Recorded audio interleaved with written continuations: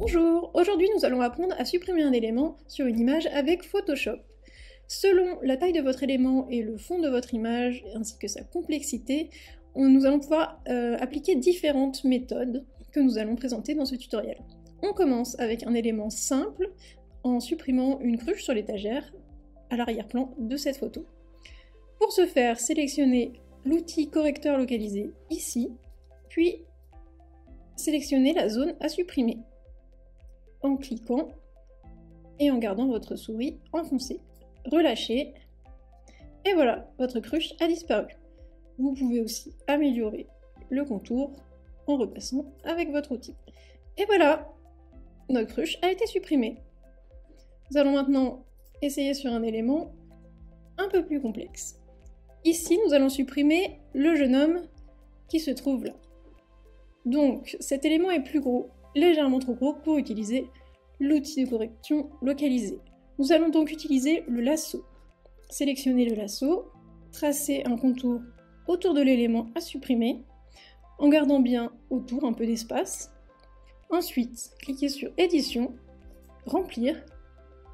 Vérifiez bien qu'ici, on remplit avec le contenu pris en compte. Ok, et voilà, le jeune homme a été supprimé. Nous allons maintenant supprimer un élément sur une photo un peu plus complexe. Nous allons prendre cette image de lama et supprimer le lama blanc au centre de l'image. Donc, nous reprenons notre outil lasso.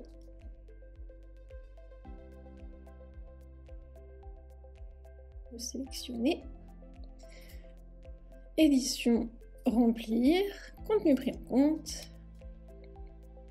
Et voilà.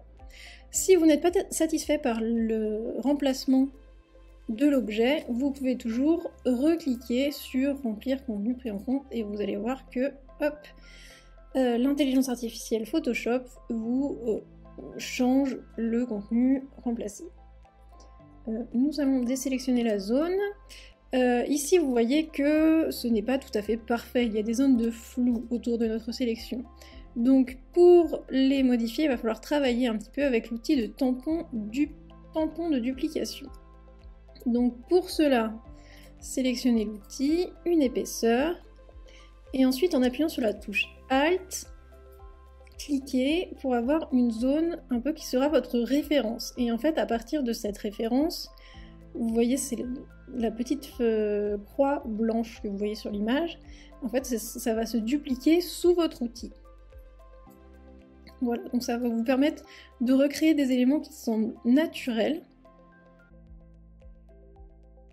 simplement en faisant glisser cet outil. N'hésitez pas à changer votre référence en resélectionnant le bouton Alt et en cliquant de nouveau.